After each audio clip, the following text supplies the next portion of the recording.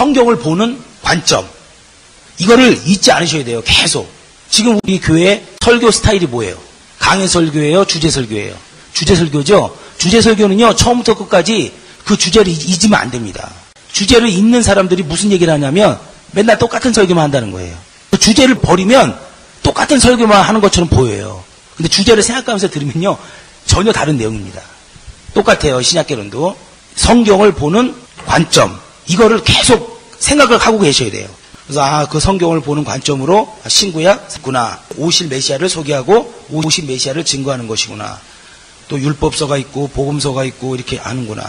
그다음에 성경을 보는 관점에서 예언과 뭐 성취와 증거로 돼 있구나. 구약은 예언으로 돼 있고 예수님이 오셔서 그걸 성취하셨고 또 성령이 오셔서 증거하셨구나. 또 오늘날 나와 더불어 함께 증거하시는구나. 그럼 또 저번 시간에는요. 성경에 보는 관점 중에서 하나가 율법과 복음. 대부분 구약의 전부가 다 율법이라는 소리가 아니에요. 그런 관점으로 볼 수 있다는 겁니다. 구약엔 율법이라고 하면 신약은 복음이라고 할 수 있죠. 그 다음에 또 7번에 보면 성경은 예수 그리스도에 대해서 말하고 있는 것이다. 그 다음에 아가서, 호세아서 이런 거는 실제로 구약 성경입니다. 거기에서 등장인물을 보면 솔로몬과 술라미. 원래 누굴 얘기하는 것이라고 솔로몬이요? 예수 그리스도를 얘기하는 것이에요. 술라미는 누구요? 우리. 그 뒷변에 잘 보세요. 나중에 찾아와도 자는 척해요? 안 자는 척해요? 문 안 열어주잖아요. 근데 나중에 깨닫고 찾아가니까 없죠. 오늘날 우리 신앙생활을 얘기하는 거예요. 호세아서 역시 마찬가지입니다. 호세아는 예수 그리스도를 얘기하는 거고 고멜은 누구예요? 우리입니다. 우리. 그거는 호세아는 끊임없이 찾아가잖아요. 고멜은 끊임없이 나가고 우리가 실제로 몸으로는 나가지 않을지라도 생각과 마음으로는 나갈 수 있다는 거예요. 끊임없이. 거기서 나타내는 것은 아가서나 호세아서나 창세기도 마찬가지예요. 창세기가 단순히 하나님이 우리를 창조했다. 이것만 있는 게 아닙니다. 창세기에서 가르쳐주는 건 뭐냐면 예수 그리스도가 다시 오는 배경을 만드는 거예요. 그래서 예수 그리스도의 관점으로 창세기를 보는 겁니다. 또 독자 이삭 있죠? 그런 분이 단순히 애를 낳았다 이런 차원이 아니에요. 예수 그리스도하고 초점을 맞춰서 봐야 돼요. 창세기든 출애굽기든 레위기든 전부 다. 레위기는 다 뭐예요? 절기 아니에요. 절기. 제사법. 오늘 다 뭐를 얘기하는 거예요? 예배도 있고요. 예수 그리스도를 나타내는 거예요. 그 제사법 전체가. 예수 그리스도 단번에 오심으로 구약의 제사법을 한 번에 이뤄버린 거예요. 그걸 얘기하는 겁니다. 근데 그 예수 그리스도를 제껴두고 레위기를 보면은 뭐가 돼요? 동물농장 되는 거예요. 동물농장.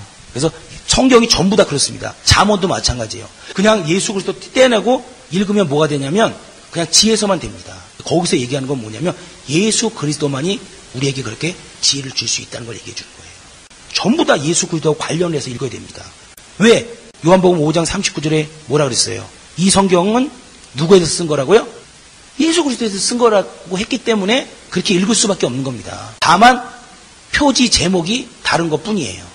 이거 굉장히 중요한 겁니다. 근데 이 성경을 이렇게 안 읽으면 그냥 이스라엘의 역사책을 읽는 거예요. 역사책 읽어서 무슨 생각만 드냐면 의심만 드는 거예요. 근데 만약 예수 그리스도라는 관점에서 딱 읽으면 어떤 생각이 드냐면 책 각 권이 다른 시대의 다른 인물을 통해서 다른 지역에서 쓰여졌어요? 안 쓰여졌어요? 성경은 저자가 40명이에요. 40명. 근데 전혀 다른 시대, 전혀 다른 연도, 전혀 다른 사람이 썼는데 한 사람을 놓고 한 분을 놓고 집중이 됐다는 거예요. 희한하게. 그래서 하나님의 영감으로 쓴 글이라는 걸 알 수 있는 겁니다. 7번도 굉장히 중요하고 이 성경을 보는 눈은요. 이번에 시험에 꼭 나와요. 여러분이 완전히 숙지하고 있어야 돼요. 그럼 성경을 볼 때요. 열리기 시작합니다. 알고 보는 거하고 모르고 보는 거는 시간이 많이 차이가 나죠. 그래서 꼭 알고 보시기 바랍니다. 오늘은 8번, 9번, 10번이 있는데 10번을 먼저 하겠습니다. 10번 새 주인공의 영적 드라마라는 관점으로 볼 수 있다. 이거는 쉬우면서도요.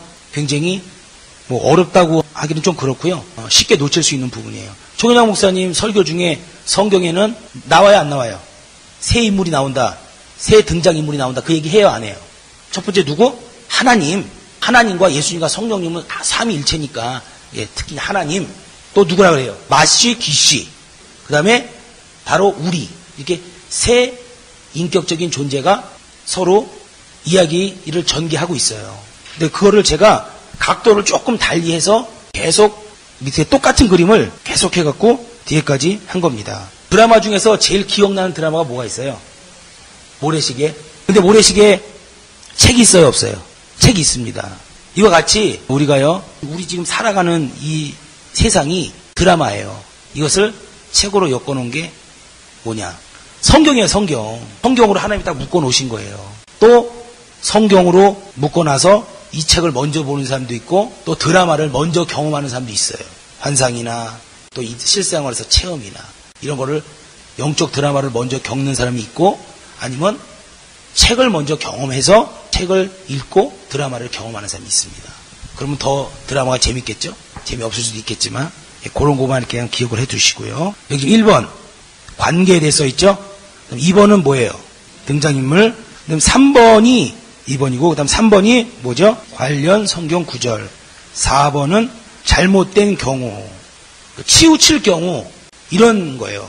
잘못된 경우가 치우칠 경우. 1번 관계, 서로 어떤 관계인가에 대해서 설명을 드리겠습니다. 여러분 만약에요, 성경 제일 많이 아는 게 지금 뭐예요? 가장 쉬우면서 마가복음이에요, 사도행전이에요. 사도행전이라고 한번 해보세요. 그럼 사도행전에 등장인물이 누가 있어요? 바울. 그 다음에 또 그거는 다 누구한테 들어가느냐? 우리한테 사람에 들어가는 거예요. 사람. 바울, 베드로, 스데반, 아무개 또 등등등. 이거는 이 등장인물 중에서 인간에게 들어가는 겁니다. 그 다음에 지금 여기 도표에 보면은 예수, 여기는 하나님, 성령 이렇게 다 들어가는 거예요. 여기는 미혹의 영, 뭐 거짓 선지자, 정사, 권세 이런 게 다 여기 들어가는 거예요. 이건 폭넓게 제가 얘기를 한 겁니다. 세 등장인물이 있는데 만약에 사도행전으로 보면은 사도 바울은 어디에 들어가는 거예요? 여기 들어가는 거죠? 그 다음에 나도 여기 들어가는 거예요. 근데 사도 바울만 일하는 거예요? 하나님이 성령이 사도 바울을 쓰는 거죠? 성령이 사도 바울을 쓰는 겁니다. 그럼 성령은 어디 들어간단 말이에요? 예수 있는 쪽에. 그 다음에 사도 바울도 뛰고 예수님도 성령도 역사하고 근데 가만히 있어요? 풍랑도 만나고 또 저 많은 귀신도 만나고 사도 바울이 뭐 죽을 고비 수도 없이 넘기고 다 누가 하는 거예요? 귀신이 하는 거죠? 마귀의 사주를 받아서 여러 가지 거짓 선지자, 정사, 권세, 미혹의 영, 악령 이런 영들이 공격을 하는 거란 말이에요. 똑같아요. 이게 다 똑같습니다. 마가복음에도 요거고 뭐 마태복음에도 요거고 딴 데도 요거고 다 똑같아요. 다. 성경에는 이렇게 세 등장인물이 나오는 겁니다. 예수가 부활하시고 누가 역사해요? 예수가 직접 등장인물로 나타나는 겁니까? 누구예요 그럼? 성령. 예수님 만왕의 왕으로 올라가시고 바톤 타치에서 누가 와요? 성령이 오는 겁니다. 그럼 성령이라고 생각하시면 돼요. 구약에는 예수가 오기 전이니까 하나님, 성부 하나님이라고 생각하면 되고 여호와 하나님이라고 생각하면 되고 저건 조금만 바꿔서 생각하면 되는 거예요. 요것도 마찬가지고 요거는 이제 그 귀신 이런 분은 신약시대에 와서 확 부각이 되는 거죠. 구약시대는 거의 없었잖아요. 있었지만 성경에는 부각을 시키지 않았어요. 그 다음에 이거는 마찬가지고 계속 있었던 거. 요 세 등장인물이 어떻게 막 진행이 되느냐에 따라서 여기 보면 나와요. 요 마시하고 귀시 부분이 드러났다. 그럼 뭐가 탄생하는 거예요? 성경에.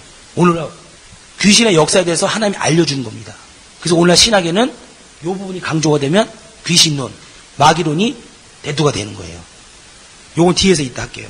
일단 보세요. 관계에 대해서. 1관계 또 도표는 보시고 예수와 마귀의 관계 또 예수와 인간의 관계 인간과 마귀의 관계 이렇게 써놨어요.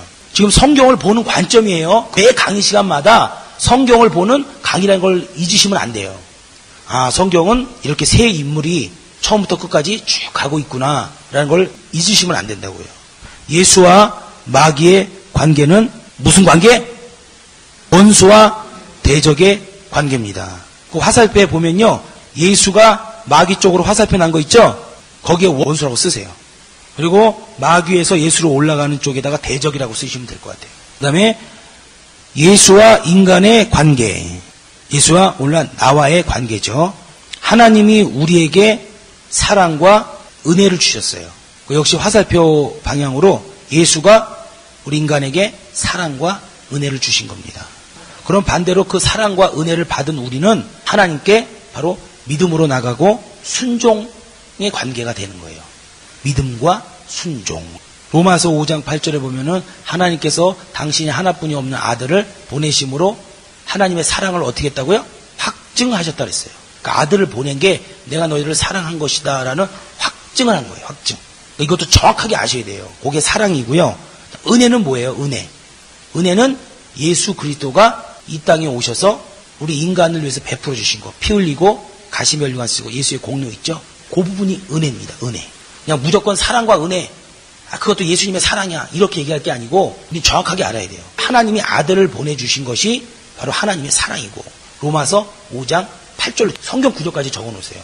그것이 사랑이고 그다음에 은혜는 예수의 공로.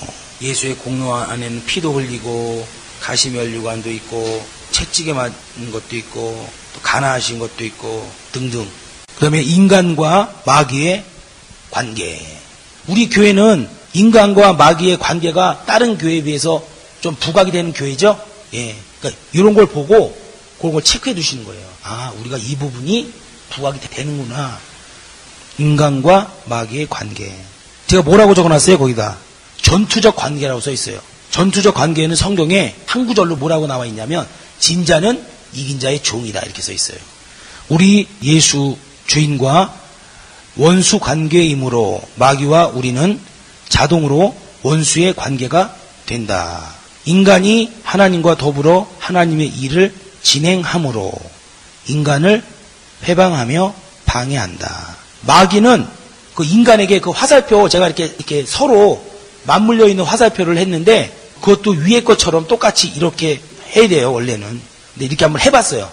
근데 마귀가 인간 쪽으로 향하는 화살표에 뭐라고 써놓냐면 회방, 유혹, 질병, 가난, 사고 이런 걸 적어놓으세요. 질병, 가난, 사고. 여러 가지가 있죠. 여러 가지가 있죠. 회방, 유혹, 죽음, 가난, 질병, 사고. 마귀가 우리에게 그렇게 역사한다는 거예요. 그렇게. 성경에 보면 한마디로 시험을 준다는 거죠. 시험. 우리 역시 마귀를 예수님의 원수지간이기 때문에 우리는 예수께 속한 자로서 같이 인간은 마귀를 향해서 원수지간입니다. 원수지간. 절대 용서할 수 없는 원수지간이에요. 결국 인간을 방해하는 것이 하나님의 일을 방해하는 것이다. 하나님이 누구를 써요? 이 땅에서. 인간을 써서 하나님의 일 중에 일부를 진행하죠? 그래요, 안 그래요? 인간 구원이라는 전도, 이런 부분을 인간을 사용해서 전도를 하십니다. 그렇기 때문에 마귀가, 귀신이 우리 인간을 방해하는 건 누굴 방해하는 거라고요? 자동으로 하나님을 방해하는 것이 되는 거예요. 요런, 먼저 관계에 대해서, 그러니까 요거를 오늘 들었으면 이제 어떻게 해야 돼요? 제목이 뭐라고요? 큰 제목이? 성경을 보는 관점. 이제는 요걸 예수, 마귀, 인간을요, 그대로 성경에다 대입해 보는 거예요. 요걸 그대로. 한 마가복음을 딱 읽으면서 마씨들이 어떻게 일하는가 쭉 한번 보고 예수님이 어떻게 일을 하시는가, 그 다음에 거기에서 나는 어떤 존재인가 쭉 보면서 성경을 한번 보기 시작하는 거예요. 제가 성경을 보는 관점이 한 10가지 써놨어요. 그러니까 어느 날은 여러분이 한번 율법과 복음이라는 것을 가지고 쭉 한번 보시고 일일이 다 보면 못하니까 큰 제목만 이렇게 한번 보세요. 또 어느 날은 등장인물 셋이 있구나. 그래서 쭉 그걸로 한번 보시고 또 어느 날은 성경은 예수에 대해서 쓴 거라고 하는데 예수라는 관점을 가지고 쭉 한번 보세요. 그러면요 진짜 기가 막히게 성경이 열립니다. 우리 교단에는요 지금 가리키는 은사가 많이 나와야 돼요. 교회가 세워지는 초창기가 아니라 세워진 교회이기 때문에 그렇습니다. 관계에 대해서 설명을 했어요. 예수님이 우리에게 주신 관계. 사랑은 성경 구절. 하나님이 자기 아들을 줘서 사랑을 확증하셨다는 거. 그 다음에 또 예수님은 거기에 순종해서, 그러니까 그분은 이따 보면 나와요. 그분은 이 땅에 어차피 오실 분이에요. 우리 인간 때문에 오신 게 아닙니다, 사실은.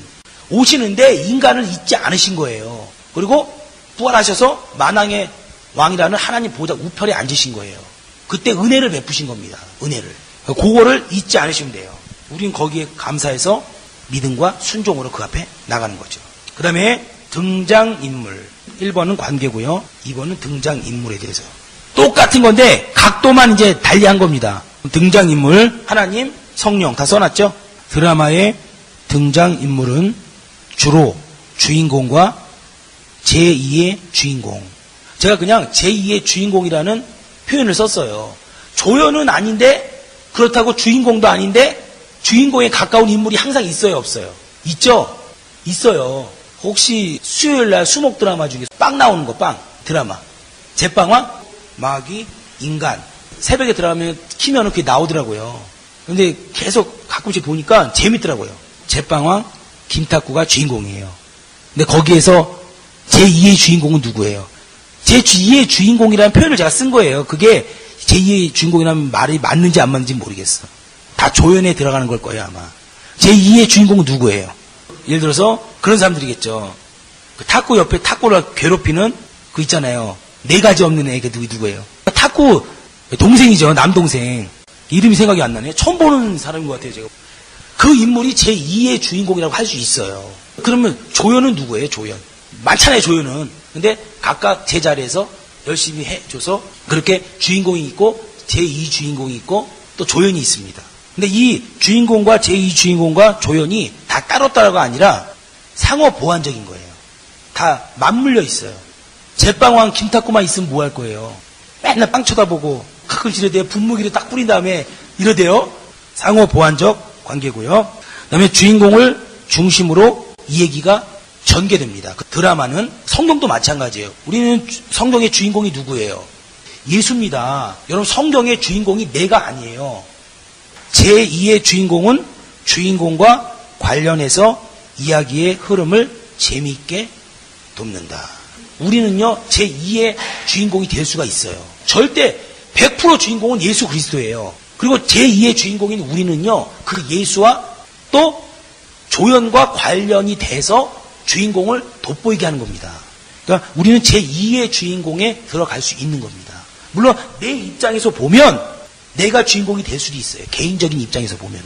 근데 우리는 이거 성경을요, 내 입장에서 보는 게 아니라 하나님의 입장에서 봐야 돼요. 그래서 인본주의와 신본주의가 거기서 갈라지는 겁니다. 제2의 주인공은 주인공과 그 뒤에다 조연이라고 써놓는 것이 괜찮죠.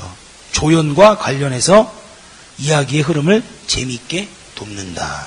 그 다음에 조연 역시 단독으로 드라마에 대두되는 것이 아니라 주인공과 제2 주인공의 배역을 극대화시키는 역할을 한다. 거기에 보면은 여러 인물이 나와요. 탁구 아버지도 나오고 탁구 어머니도 나오고 탁구 여자친구도 나오고 김탁구라는 중심 인물을 통해서 다 이렇게 나가는 거잖아요. 그 주위에 그 4가지 없는 애, 이름이 생각이 안 나네. 그 인물이 하나가 있는 거고요. 그런 겁니다. 그래서 그런 드라마 형식으로 이렇게 세 등장 인물이 있어서 서로 밀고 땡기고 이런 것처럼 성경에서 예수 그리스도, 마귀, 인간 이런 부분을 우리가 잘 보면 될 것 같아요. 조연 역시 단독으로 드라마에 대두되는 것이 아니라 주인공과 제2 주인공의 배역을 극대화시키는 역할을 한다. 마귀만, 귀신만 딱 있으면 그게 무슨 의미가 있겠어요. 그것이 오늘날 나에게 공격을 하고 나를 넘어뜨리니까 마귀라는 존재가 우리가 알아야 되는 거잖아요. 나를 넘어뜨리고 또 예수님께 어떻게 해서 대적자가 됐는지 그 부분이 설명이 돼 있는 거잖아요. 근데 주인공과 그렇게 우리에 대해서 관련이 없으면 조연과 마귀는 아무 의미가 없는 거예요. 그래서 그 부분 잘 보시고 이제 화살표 밑에 쭉 3개가 있을 거예요. 예수가 주인공일 경우, 그 다음에 인간이 부각될 경우, 마귀가 부각될 경우. 자, 이렇게 3 부분으로 한번 나눠봤어요.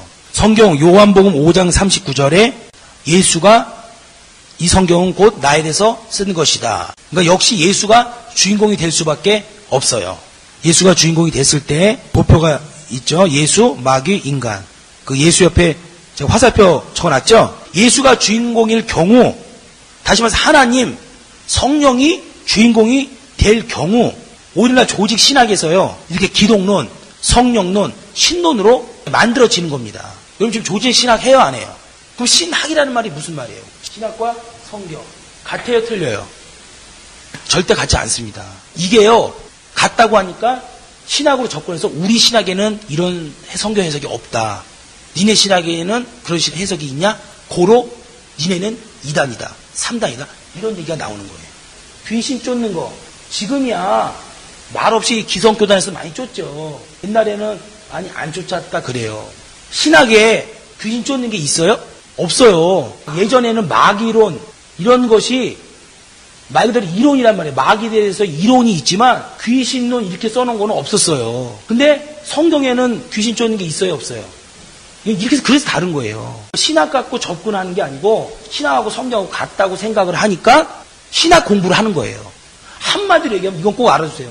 신학은 나의 이성으로 하나님을 알아가는 것 이거예요. 그러니까 조직 신학을 공부할 때는 믿습니다. 이게 통해요 안 통해요? 이게 이렇게 보는 게 아니에요. 조직 신학은 이성으로 깨달아져야 돼요. 근데 성경은 이성으로 깨달아지는 게 있어요 없어요? 우리가 믿음으로 체험을 했기 때문에 이성으로 깨달아지는 거지. 홍해 가른 게 이성으로 깨달아져요? 천사 몇 분, 물 높이 몇 미터, 그 옆에 고기가 떠 있었다 안 떠 있었다. 그 이성으로 생각이 돼요? 안 되잖아요. 성경은요 이성이 아니에요. 절대로. 신학을 공부하는 사람들은 이 신학의 뇌 구조가 어떻게 되어 있냐면 성경을 볼 때도 자꾸 이성으로 접근하는 거예요. 그러니까 성경이 뭐라 그래요? 이성으로 접근하게 되니까 아까처럼 제가 얘기한 그 홍해 가른 사건이 이해가 돼요 안 돼요? 머리로는. 절대 안 되는 거예요. 그래서 뭐라 그래요? 이렇게 갈대숲이 폈다는 거예요. 바람이 연락이 불었어요 안 불었어요? 불어서 갈대가 이렇게 갈라진 것이다. 이렇게 성경을 해석합니다. 근데 성경에 분명히 나와 있어요 안 나와 있어요? 양옆에 물 두께가 얼마고 이게 나와 있어요 안 나와 있어요? 나와 있어요. 그래서 우리가 갈라진 거라고 아는 겁니다. 그리고 예수님이 땀방울이 핏방울이 되도록 기도할 때 그 진짜로 땀빛에서 핏빛이 난 거야? 아니에요. 진짜로요. 아주 극한 상황 속에 오면요. 이 땀이 핏빛이 난대요. 의학적으로 그렇답니다. 극한 상황이면요. 정말로 땀에서 핏빛이 난대요.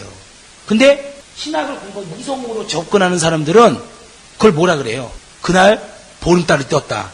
아 진짜 그래요. 구름이 싹 거쳤다. 그 바닥은 황토흙이었다.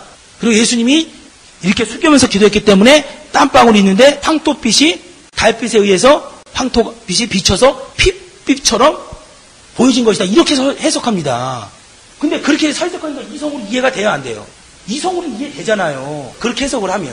근데 예수님이 극하게 해서 이렇게 해석하면요. 믿음으로 그걸 받으려면 이해는 안 되는 거예요. 그냥 믿음으로 받는 겁니다. 신학을 자꾸 공부하면요. 이쪽이 발달해요. 그렇다고 믿음이 생기는 거예요 안 생기는 거예요?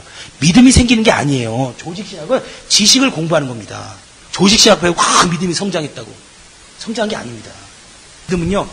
성경 그대로 받아들이는 거예요. 그대로. 옥토. 그게 믿음이 성장한 거지.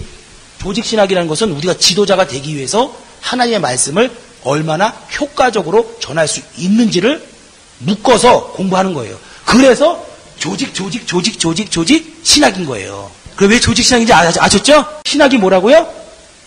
나의 이성으로 하나님을 알아가는 것. 이걸로 하나님을 다 알 수 없는 겁니다. 그래서 신학의 한계가 있는 거예요. 신학의 한계가. 그래서 우리 총회장 목사님 뭐라고 얘기하냐? 신학을 그릇이라고 얘기하는 거예요. 거기다 뭘 담냐? 성경을 담는 겁니다. 그릇이 진짜예요? 내용물이 진짜예요? 내용물이 진짜입니다. 아무리 배고파도 그릇 뜯어먹을 수 있어요? 안 되잖아요. 내용물은 그릇이 없어도 여기 떨어져도 먹을 수는 있어요. 지저분해서 그렇지. 요 신학과 성경을요 분명히 알고 있어야 돼요. 내가 우리 신학에는 여기 보면은 침례교회는 신유가 있어요 없어요? 없어요. 일반 장로교회 귀신 쫓는 거 있어요 없어요? 신학에 없어요. 각 교파마다 없는 게 많습니다. 근데 성경에는 그 없는 게 다 있어요. 또 우리 성경을 따라가는 거지 신학을 따라가는 게 아니라고요. 신학은 제가 얘기한 것처럼 조직 부분을 알아서 하나님의 말씀을 효과적으로 묶어서 교육시키고 전달하는 그런 걸 배우는 거예요. 그래서 예수, 하나님, 예수가 주인공이 될 경우 성경에 이렇게 세 인물이 나오는데 예수가 이렇게 부각이 될 때는 기독론, 조직신학에서 성령론, 신론으로 체계화될 수밖에 없는 겁니다. 그 다음에 인간이 부각될 경우 성경에 내가 부각될 경우 제 그 괄호 옆에 뭐라고 써놨어요? 총회장 목사님 설교 중에서 주 예수를 믿으라. 너와 내 집이 구원을 얻는다. 나부터 복받아야 되는 걸 믿으시면 박수를 하는 경우가 몇 번 들었어요? 수백 번 들었죠? 그러니까 이런 개념으로 만약에 성경을 볼 경우 맞아요 안 맞아요? 그게 만약에 하나님이 훌륭하시고 성령이 훌륭하시고 예수가 훌륭하셔 마귀는 심판받아야 돼. 근데 그 천국이 내 것이 안 되면 무슨 소용이 있어요. 이런 개념으로 볼 때는요, 바로 인간이 부각이 되는 겁니다. 그 성경에서 내가 부각이 돼요. 내가. 나 자신이. 그때는 조직신앙에서 구원론, 인죄론이 체계화가 되는 거예요. 체계화. 인죄론이 뭐예요? 인죄론. 내가 왜 죄인인가? 조직신학이 왜 나왔는지 그런 것도 알고 있어야 돼요. 이런 걸 보고. 아, 성경에는 이렇게 세 인물이 있는데 예수님이 주인공일 경우는 기독론. 기독론은 예수님론 이런 뜻이에요. 성령론, 신론은 하나님. 하나님의 속성 이런 걸 신론이라고 그럽니다. 아, 이런 게 조직신학에서 나오는구나. 그다음에 구원론, 인죄론. 인죄론은 왜 우리가 죄인인가? 구원론은 죄인이니까 구원의 필요성. 하나님의 처방인 예수. 이거 대해서 배우는 겁니다. 인간이 부각될 경우. 그다음에 마귀가 부각될 경우. 우리 교회는 마귀가 주인공이 아니라 때로는 마귀가 부각이 될 때가 있어요, 없어요? 왜? 적을 알고 나를 알아야 되니까요. 그 적에 대해서 공부할 때는 당연히 마귀 귀신이 드러나는 것처럼 보이는 거예요. 이거를 외부 교단에서 뭐라 그래요? 맨날 귀신만 얘기하고 있다고. 예수는 얘기 안 하고. 우리 교회는 99% 예수만 얘기해요. 나머지 1% 적을 알기 위해서 마귀론 귀신론을 공부하는 겁니다. 우리가 귀신만 얘기해요? 예배 드리면 딸랑딸랑 이러고 나와요? 우리 교회 전도된 사람이 그렇게 얘기를 하더라니까요. 아, 여기 예배 드리네요. 이래요, 저한테. 진짜로 제가 들은 얘기예요. 예배 안 드리고, 이래갖고 귀신 맞춰온 줄 알았대요. 제가 그 얘기를 들으면서 웃음 반, 씁쓸한 반이 느껴지는 거예요. 도대체 어떻게 사람에 전해져서 이렇게 들을 수가 있는가. 그냥 그 얘기 들으면서 웃긴 거예요. 웃기죠. 웃기면서도 가슴이 아픈 거예요, 한쪽으로는. 어떻게 이 대도 이렇게 됐을까. 벌써 귀신 쫓는 이런 것이 우리 한국에 1960년도부터 대두가 됐는데, 본격적으로 60년도, 70년도 초 이렇게 대두가 됐는데, 지금 50년이 흘렀는데도 벌써 이렇다는 거는 얼마나 이게 차량이 돼 있는가, 외부적으로. 참 그런 거에 대해서는 참 가슴이 아픈 거죠. 이렇게 마귀가 부각될 경우는요, 마귀론, 귀신론의 조직 신학이 나올 수 있는 겁니다. 내 삶의 귀신이 어떻게 역사하는가, 마귀가 어떤 존재인가, 적을 알고 나를 알면 백전백승. 그것 때문에 결국 나 때문에 결국 하나님의 일이 진행이 되기 위해서 귀신론과 마귀론이 부각이 돼서 공부를 하는 거지, 거기에 마귀나 귀신을 주인공으로 해서 우리가 성경을 보는 건 절대 아니에요. 이런 등장인물을 가지고 성경을 보는 관점을 볼 수가 있습니다. 4번부터 보겠습니다. 새 주인공의 영적 드라마라는 관점으로 성경을 볼 수 있는 거죠. 그러면서 그 새 주인공을 한 주인공씩 치우칠 때 잘못된 경우, 1번 예수라는 주인공, 다시 말해서 하나님이라는 주인공, 성령이라는 주인공에 우리가 치우치게 되면 어떤 소리를 듣냐면 지식적으로 간다, 이런 소리를 너무 들을 수 있는 거예요. 기성교단에서 그 성경 너무 말씀 하죠? 그래서 머리는 엄청나게 커졌죠? 가분수가 된 거예요, 가분수. 그래서 지식을 전하는 겁니다. 신학을 전하는 겁니다. 왜? 사람 이성은 지식이 들어오면 만족하게 돼 있어요. 근데 그 만족이, 그 지식이 우리 영을 살리는 건 아닙니다. 영을 살리는 거는 요한복음 6장 63절에 뭐예요? 너희에게 이른 말이 영이요 생명이다, 이렇게 써 있어요. 너희에게 이른 말이 영이라는 거예요. 영. 하나님의 말씀이 영이라는 겁니다. 그 말씀이 들어오면 생명, 산다는 거예요. 산다는 거예요. 하나님의 말씀을 전해야 돼요. 아까 이 성경 있죠? 성경은 뭐라 그랬어요? 신학은 이성으로 깨닫고 성경은 믿음으로 내가 받아들이는 거예요. 내가 믿지 않는 걸 전하면 상대가 역사가 안 일어나는 거예요. 내가 믿는 거를 전하는 겁니다. 내 안에 있는 거를 전하는 거예요. 사도행전 3장에 뭐라고 써 있어요? 미문에 앉아있는 안진뱅이에게 베드로가 이렇게 얘기합니다. 뭐라 그래요? 내게 있는 예수 그리스도의 이름으로 일어나 걸으라, 이렇게 얘기합니다. 그 성경으로 적어놓으세요. 이런 것도 적어놓으셔야 돼요. 정말로. 이거 헷갈려 하시는 분 굉장히 많습니다. 신학이 뭐고 성경이 뭐고, 그리고 뭐를 어디까지 해야 되고, 이런 부분을 헷갈려 하시는 분이 많아요. 이런 부분이 전부 다 신학 개론 안에 들어가는 거예요. 우리는 생명을 전해야 합니다. 요한복음 6장 63절, 사도행전 3장 1절부터 한 1절 이하. 내게 있는 예수 그리스도 이름으로 일어나 걸으라, 이렇게 합니다. 그러니까 그 안진뱅이가 일어나 걸어요. 지식은요, 이성으로 알고 전할 수 있어요. 성경은요, 이성으로 안다고 해서 남에게 생명을 주는 거예요? 못 줘요. 못 줍니다. 성경은 오직 자기가 믿는 거 있죠? 믿는 것을 전할 때 남에게 생명을 줄 수가 있어요. 조직신학을 잘 안다 그래서 그 사람이 믿음이 있는 게 아니에요. 그거는 우리 이성으로 이렇게 잘라준 겁니다. 잘라서 조직, 이성으로 죄에 대해서 알아가고 하나님에 대해서 알아가고. 왜냐하면 사람은 사람 자체가 뇌를 갖고 있기 때문에 그래요. 이런 뇌를 갖고 있는 구조 속에 그릇으로 만들고 거기에 성경을 담는 겁니다. 성경을 믿음으로 다 받으면 이때는 조직신학, 신학을 버려도 상관이 없어요. 왜? 다 완성이 돼 있기 때문에.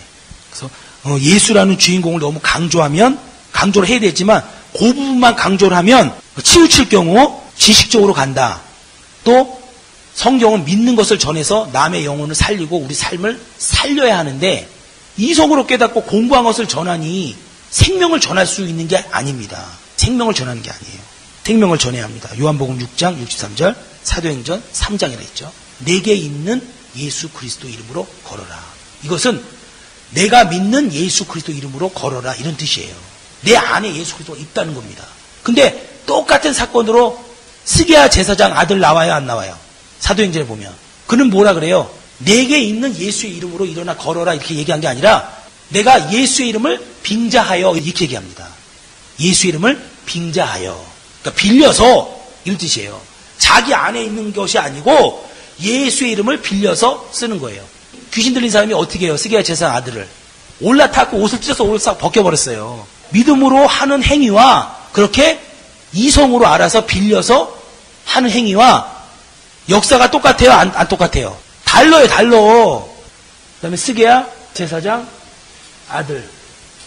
여기는 내게 있는 예수 그리스도 이름으로 내게 있는 믿음을 강조하는 거라고, 믿음. 그 다음에 예수 이름을 빙자. 빌려 이런 뜻이겠죠. 본인 안에 있는 게 아니라 빌려 쓰는 거야, 빌려. 근데 결과는 어떻게 돼요? 여기는 역사가 일어났어요, 안 일어났어요? 역사가 일어났습니다. 여기는 어떻게 됐어요? 개 플러스 망신. 개망신 나겠죠, 옷을 벗겨놨으니. 그렇게 차이가 있는 거예요. 그래서 설교할 때 우리가 아는 걸 해야 돼요, 믿는 걸 해야 돼요? 믿는 걸 해야 어떻게 돼요? 역사라는 거예요. 아는 거, 빌려, 이거는 아는 거예요, 아는 거. 그러니까 안다는 게 지식적으로 아는 걸 얘기하는 겁니다. 성경에서 말하는 아는 거는 경험, 이런 뜻인데, 여기서 얘기한 거는 지식적으로 아는 거예요. 지식적으로 아는 거 전하면 어떻게 돼요? 설교할 때? 개망신. 역사가 안 일어나는 거예요, 역사가. 여러분, 이게 진짜 중요한 겁니다. 이게 신학으로 접근하느냐, 성경으로 접근하느냐, 이렇게 중요한 거예요, 이렇게. 신학계론이라는 과목이 있어서 이런 거를 구분해 주는 겁니다. 그러니까 신학자가 될 사람은 이 부분을 잘 하셔야 돼요. 공부를 잘 하시는 분들은 이 부분이 이성, 논리적 이 부분이 발달했어요. 그럼 이 부분을 하는 거예요. 우리 교회 보면은 설교자 있어요, 없어요? 무지하게 많죠? 전도자 있어요, 없어요? 있어요. 대표적으로 총회장 목사님이에요. 그 다음에 목회자 있어요, 없어요? 무지하게 많죠? 근데 신학자 있어요, 없어요? 신학자 부재예요, 우리는. 그럼 여러분이 내가 한번 신학자가 돼보겠다. 근데 신학자도 성경을 근거로 한 신학자가 돼야지 세상 신학자처럼 되면은 성경을 비판하는 인물이 됩니다. 아까 그렇게 달빛이 비쳐서 하나님 앞에는 큰일 나는 거죠. 그렇게 되고, 그 다음에 2번 보세요. 인간이 만약에 인간이라는 부분을 너무 부각시켜서 인간 쪽에만 치우치면 인본주의라는 말과 기복주의라는 비난을 받습니다. 인본주의는 뭐냐면 인간을 중심으로 성경을 해석하는 거예요. 인간을 중심으로. 모든 걸 나를 위해서. 그 다음에 기복주의는 뭐냐면 육체의 복만을 쫓아가는 겁니다. 근데 우리 육체의 복 받아야 돼요? 안 받아야 돼요? 100% 받아야 돼요. 100%. 근데 기복주의라는 것은 그것만 지향하는 것을 얘기하는 거예요. 근데 우리는 그 육체의 복보다 더 중요한 건 뭐가 있어요? 은사가 있고 천국이 있잖아요. 상급이 있잖아요. 그것을 잘 이루기 위해서 내 생활이 편해야 되고 복을 받아야 되고 물질로 구제도 하고 전도할 때도 쓰고 신방할 때 선물도 쓰고 하기 위해서 복 받으려고 하는 거 아니겠어요? 그런 목적이 돼야 돼요. 근데 인간이 부각이 돼버리면요, 처음엔 인본주의, 이런 기복주의, 육체의 복만을 강조하는 사람들이 돼버려요. 그럼 보세요. 김탁구 얘기해서 죄송합니다. 자꾸 김탁구 얘기해서. 그 드라마에서 보면은 그 회장님이 나와요. 그 회장님이 빵 공장과 회사를 크게 하고 있어요. 회장님 입장에서는 무슨 꿈이 있을까요? 아, 난 전 세계 70개국에 이 빵을 팔 거야. 이렇게 생각할 거 아니에요. 근데 만약에 탁구가 친아들이지만 같이 산다면 탁구 입장에서는 어떻게 해요? 매달 아버지가 용돈을 줘요. 그럼 탁구 입장에서는 우리 아버지 돈 버는 것은 나 용돈 주기 위해서 회사 다니는 거야. 이렇게 자기 입장에서 생각하는 걸 인본주의라 그래요. 근데 그것도 맞아요, 안 맞아요? 자기 용돈 주기 위한 것도 돈 버는 목적 중에 한 가지 중에 한 가지겠죠. 그러나 그 목적이 전부예요? 아주 일부잖아요. 인본주의가 그렇게 무서운 거예요. 만약에 성경을 인본주의 인간 중심으로 해석하면요, 그런 우려를 범하는 거예요. 그 회장의 원대한 꿈이 있어요. 그 꿈을 이 아들이 알고, 그 꿈을 이뤄가는 과정 속에서 내가 아들이니까 아버지가 나에게 용돈을 주시는 거구나. 이렇게 알아야 되는 거예요. 성경도 마찬가지입니다. 하나님의 원대한 꿈이 있어요. 그 와중에 그런 꿈을 우리가 알면서 바로 나에게 은혜를 베푸신 거구나. 이렇게 아는 겁니다. 그 다음에 마귀, 귀신 이런 부분에 치우칠 경우 4번 치우칠 경우예요. 더군다나 우리나라는 샤머님이라는 비난을 많이 받을 수 있어요. 우리나라 귀신 나오는 드라마 대표적으로 뭐예요? 뭐가 있어요? 전설의 고향. 전설의 고향으로 해피엔딩으로 끝나는 거 봤어요? 해피엔딩으로 끝난 거 별로 못 본 것 같아요. 항상 뭐 죽이고 뭐 손톱 빼고 이 피를 마셔야 된다 그러고 달 밝을 때 아무도 보면 안 된다 그러고 꼭 한 번에 빼야 된다나? 근데 그 피를 마셔야 뭐 그런 부정적인 개념이 있는 거예요. 우리 한국에는. 다른 외국에는 그런 게 아니래요. 외국 보세요. 우리 한국 귀신은 뭐예요? 구미호가 떠요. 근데 외국 귀신은 뭐예요? 드라큘라. 양복 입고 멋있잖아요. 그게 다른 거예요, 그게. 머리도 하얗고, 이게 뭐예요, 그게. 빨간. 그러니까 부정적인 개념이 우리 한국 속에는 그런 정서가 흐르는 거예요. 그러니까 성경에서 귀신 얘기하면 무슨 얘기가 되냐? 전설의 고향 생각부터 드는 거예요. 그래서 공부하기 전에 벌써 거부하는 겁니다. 교회에서. 그리고 샤머니즘 이런 것들이 있기 때문에 딸랑딸랑 막 이게 생각나는 거예요. 꽃가모자 쓰고 이런 게. 그러니까 교계에서 마귀를 대적해야 되잖아요. 교계에서. 근데 교계에서 귀신 마귀를 갖고 나오니 교회에서 얼마나 큰 거부 반응이 일어나겠어요. 이래서 우리 한국에 이런 것이 굉장히 힘든 거예요. 여러분 외국에는 안 그렇대요.